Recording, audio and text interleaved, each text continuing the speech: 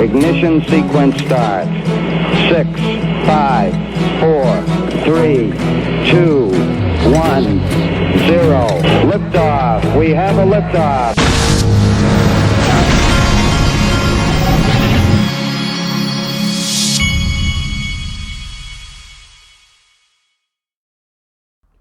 Hey everybody, this is the Digital Asset Investor, and I want to start out with what I think is some pretty interesting, whatever you can call it, prediction, expectation. This is Jimmy Valley from Valhill Capital, from James Rule here, and he's saying kind of what he sees is going on. Listen to this. What do the next 6 months, year or so bring for Valhill Capital and the digital space? Well, we're going in the short term. There's more fallout to the crypto contagion is going to continue to sweep. And we believe it's a canary in the coal mine for the broader financial system. That this contagion is going to, as you look at, FTX and the FTT tokens and the Serum tokens and all these kind of magic internet money being propped up as assets on balance sheets, that's not all that different from securities being held at the banks right now that are propping up their balance sheets. And we fully expect that will roll through the broader financial markets. Housing has already effectively collapsed. The used car market's collapsed. Inflation's out of control. The Fed's coming out saying they're going to raise interest rates another 50 basis points in the next meeting. So the financial turmoil will continue for at least the next couple of months. We hope that becomes the catalyst for the rise of XRP as this kind of alternative currency, and that it gets broadly. There's a thumbnail: the rise of XRP adopted. There's some other more technical things that are going on, like the new ISO 20022 messaging standard that all banks have to get on, which feed into that. There's the Basel III requirement that bank holdings be actually backed by gold. We think we're going back to, because this is what BRICS and these other currency blocks are starting to do. We're going to go back to some type of an asset-backed currency standard, and at that point, we hope to be one of the leaders in that space. And there you go. I think that he's dead over the target. I'm not going to play this whole video, but I did want to show you the start of it to remind you. He's just hit 1 million views. 1 million. That's thumbnail worthy too. He's just hit 1 million views, and this is by far one of the best videos I've seen since I got in this space. So I just wanted to show you the beginning of it. I encourage you to go and help him get the next million views, because it's worth it. He earned it. Why do I hold XRP? Because Ripple's the chosen one to lead the new global digital payment system, and they use XRP. In 2013, the Federal Reserve began looking for faster payments options. I love this 2 years later, an action plan was born and a federal payments task force was created. It included one company focused on crypto, Ripple. In 2014, the World Bank and Better Than Cash Alliance, which includes the Bill and Melinda Gates Foundation, Clinton Global Initiative, and the governments of 32 countries, put out a report called The Opportunities of Digitizing Payments. 1 year later, the Better Than Cash Alliance featured one crypto company on their website, Ripple. Today, Better Than Cash Alliance and all other UN... It's such a great video. So kudos. All right, now this goes in the All the World's a Stage file. This is a guy from MasterCard. I'm going to forward it. He's kind of laying out what he thinks about where payments is going and all that, but I wanted you to hear the part at the end. I think will be welcome to everybody, right? Nobody wants to do that anymore. Functionally, it works. It's not the best experience, so it will change. Other than that, I think it'll take some time. Maybe there'll be another world-changing event that accelerates it, right? Yeah. Remember, first of all, remember MasterCard was at Ripple's swell. And remember this also, folks. When the pandemic hit, do you know what was affected the most in a positive way than just about anything? That would be crypto. All right. Elon Musk tweeted this: "We're confident that the Neuralink device is ready for humans So timing is a function of working through the FDA approval process. And I said, I'm scared to ask what that means, Neuralink being ready for humans. Then he also made a tweet about this. He was at Tim Cook of Apple's offices, and it looks like Apple will not be deleting the Twitter app. Good conversation. Among other things, we resolved the misunderstanding about Twitter potentially being removed from the App Store. Tim was clear that Apple will never consider doing so. I was about to be very disappointed in my fellow Auburn University alumni. Tim Cook went to Auburn, where I went to school, just by coincidence. All right, James Phelan, the parties have begun to file under seal. There's a thumbnail, under seal. They've begun to file their replies to oppositions of the motions for summary judgment. The public redacted versions of the replies are due by Monday, December 5th, but it is possible we will see them sooner. And then, here we go. So, Andrew Ross Sorkin, my favorite person, interviewed Sam Bankman-Fried. Now, the clips that CNBC put up this morning on Squawk Box are all what I would consider to be favorable to Sam Bankman-Fried. Watch this. DealBook Summit yesterday, I spoke for more than an hour with Sam Bankman-Fried, the founder and former CEO of FTX, and I repeatedly asked him about the commingling of funds between FTX and his other company, Alameda. I didn't knowingly commingle funds. And these are all legalese right here. Somebody's told them, say, you didn't knowingly do it. You had no intent. Again, one piece of this, you have the margin trading. You have, customers borrowing from each other. Alameda is one of those. I was frankly surprised by how big Alameda's position was, which points to another failure of oversight on my part. He kept saying oversight too. In other words, somebody else did it. I just failed to oversee them. That's my fault. But I didn't know anything was going on. They did it. And failure to appoint someone to be chiefly in charge of that. But I wasn't trying to commingle funds. Wasn't trying to. Okay, and then here's another clip they put out. And we got into maybe even a bigger question, which is I asked him what his lawyers are telling him right now. They're very much not. The classic advice, right, is don't say anything, recede into a hole. And it's not who I am. It's not who he is. He's just a good guy. Now, let me tell you, folks, there's one of two reasons that he's out there talking, because both of his parents are attorneys. There's only one of two reasons. Remember, these people are major connected in the Democrat Party. There's only one of two reasons that this guy's out there talking to, that they even think they could possibly polish his image. One, they already know that because they're connected to the people that would be prosecuting him, and they already know nobody's going to prosecute him. Two, possibly in addition to two, as backup to the backup, is that they know that the president will pardon him, Joe Biden. Okay? That's what's going on here. One of those two. I think I have a duty to talk to people. I have a duty to explain what happened. And I think I have a duty to do everything I can to try and do what's right. If there is anything I can. Or there's a third option, or they think that the people that they know, they can get him to charge him, but basically charge him with nothing, so he gets off or gets some soft thing. And then if that doesn't work, then he gets pardoned. To try and help customers out here. And I don't see what good is accomplished by me just sitting locked. You know exactly what good for a normal person. Pretending the outside world doesn't exist. You're in the Bahamas right now. Are you in the Bahamas because you think you can't leave? No, I'm in the Bahamas. I have been in the Bahamas for the last year, and I've been running FTX from the Bahamas. Been running FTX Digital Market, our primary operating entity down here. With Bahamian regulators and others in contact, and right now I'm looking to be helpful anywhere I can with any of the global entities that that would want my help. Do you think you could come to the United States or go elsewhere? I to my knowledge, I could.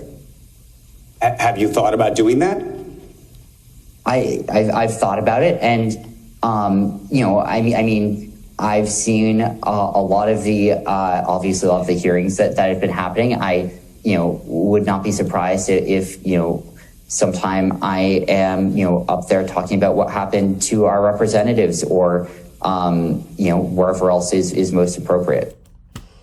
This is a freaking train wreck, folks. Or it's the exact opposite, or it's just a distraction by design to make us sit here and stare at it and go, what in the world's going on?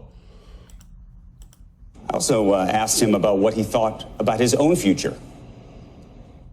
That's not what I'm focusing on. It's there's going to be a time and a place for me to sort of think about myself and my own future, but I don't think this is it.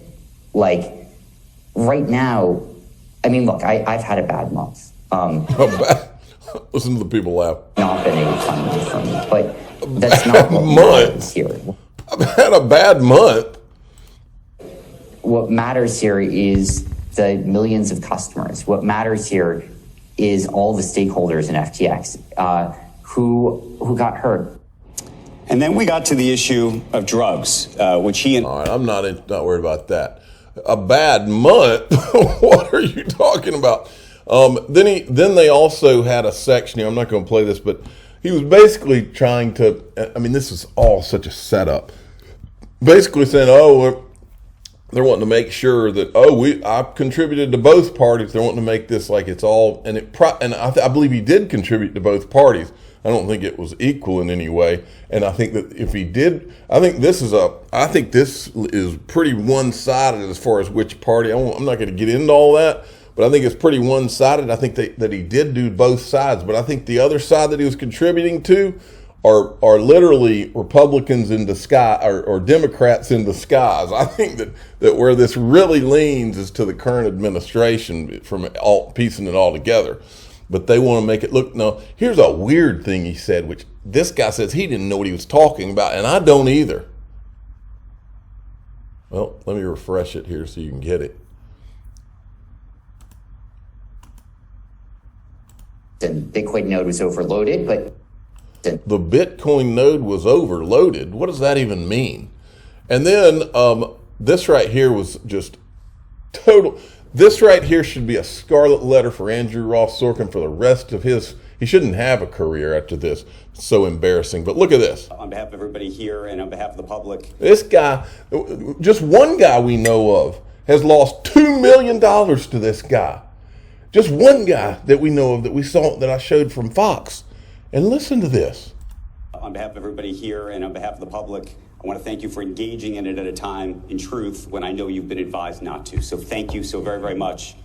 Thank you. Sam Bankman-Fried, everybody. Let me tell you what, folks, and write it down. Listen to the words that are coming out of my mouth. Somebody sent me this week. You need to go watch it before they take it down. It's a documentary that's supposedly by someone that was in intelligence. And it's called Enjoy the Show. Go watch it before they take it down. Download it to your phone. Because if you watch that whole documentary, it'll become very clear who and what a lot of these media people are. They're government operatives, okay? And you need to go watch it. Watch it today, okay? This is that same thing where he said he had a bad month. Now Eleanor Terrett comes out, scoop, SEC fiscal year 2022 financial report shows the agency is not deficit neutral. In other words, the summary of this tweet, basically Gary Gensler said that the SEC was deficit neutral so that he could ask for billions of dollars. And she's basically saying Gary Gensler lied, if you can imagine Gary Gensler lying. Then this is one flew over the cuckoo's nest, or it's not. Again, all of these people are carrying a narrative. Dudes, whoever's listening to me, I'm telling you, I watched pretty much that whole Sam Bankman-Fried interview, And it is a freaking train wreck. It's embarrassing. It's scary that our Justice Department is not all over this guy. It's scary that Madoff was arrested within 24 hours and this guy is doing interviews where they're propping him up and trying to make him look good. It's all creepy. It's scary for the United States of America. It's scary for my children's future. And this is the response that this guy has. I lost millions as an investor in FTX and got sandblasted as a paid spokesperson for the firm. But after listening to that interview, I am in the Bill Ackman camp about the kid. And Bill Ackman said, call me crazy, but I think Sam Bankman-Fried is telling the truth. Well, let's make sure we remember who Bill Ackman is. This is the guy that CNBC trots out there every once in a while when he wants to scare people away from a company which he is probably shorting. He's one of those killers on Wall Street. Every time I see him come out there, I say, oh man, what's he trying to scare people out of now? Okay, and that's of course who Mr. Wonderful probably admires. And then there was this from Jake Travinsky, who's an attorney. I wasn't running Alameda. This is a quote from Sam Bankman-Fried in the interview. I wasn't running Alameda. I didn't know exactly what was going on. I didn't know the size of their position. If you're Caroline, this is the girl that he apparently was dating that was the CEO of Alameda. If you're Caroline Capital or Alameda, this other guy, Sam Trabuga, right now, I assume you're watching this and thinking very hard about your options. DOJ is only a phone call away. Now, I think Charles Payne summed up what I saw better than anybody. He said, hashtag American Psycho. That Sam Bankman-Fried interview only confirmed my worst fears and animosity toward that rat bastard. Oh, that's a thumbnail, American Psycho. What a great movie if you've never seen it, by the way. Okay, then there was this. Now this is the patsy, in my opinion, for Mt. Gox, Mark Karpalus. Remember, he's the guy that, quote, bought it from Jed McCaleb, and then Jed McCaleb goes off and is never held accountable for Mt. Gox at all, which I've always thought suspicious. Well, he's retweeting this because he's watching it going, man, wow, Sam Bankman-Fried, if anything, I'm impressed on how you're ignoring any kind of legal advice and common sense by doing this kind of stuff. Very honestly, I haven't seen interviews for people in your situation help in any way except to make things worse. Well, Mark, see, the problem is you're coming from the standpoint of a patsy, and he's coming from the standpoint of someone who's protected. Okay, that's the difference, Mark. Of course, that's probably why you did the tweet. And I said everything's coming full circle now. And I said the propaganda machine is in full motion now. Joseph Goebbels, those of you that don't know who that is, that was the propaganda minister for the Nazis. These guys literally created propaganda. And what's going on here, folks, look at this. So now Good Morning America, which I'm recording behind me right now, they're going to do this. I can't imagine what it feels like to go from $20 billion to $100,000. Yeah.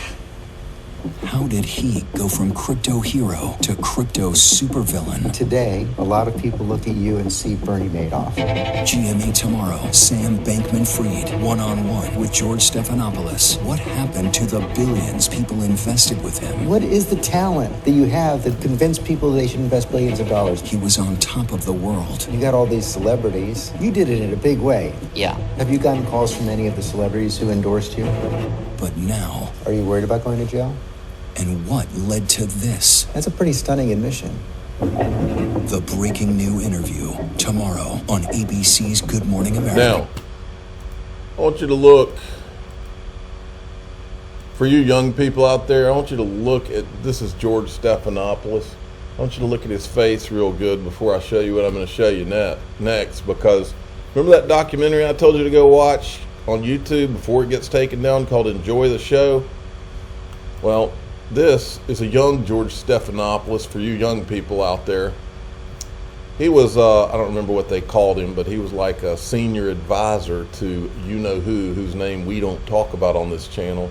The same you-know-who's sitting beside SBF right here. So everything's starting to make a little sense. Now, folks, when I was a kid, let me tell you an ancient story. Saturday Night Live is what they called it when I was a kid. They did not call it SNL. That was in the recent times.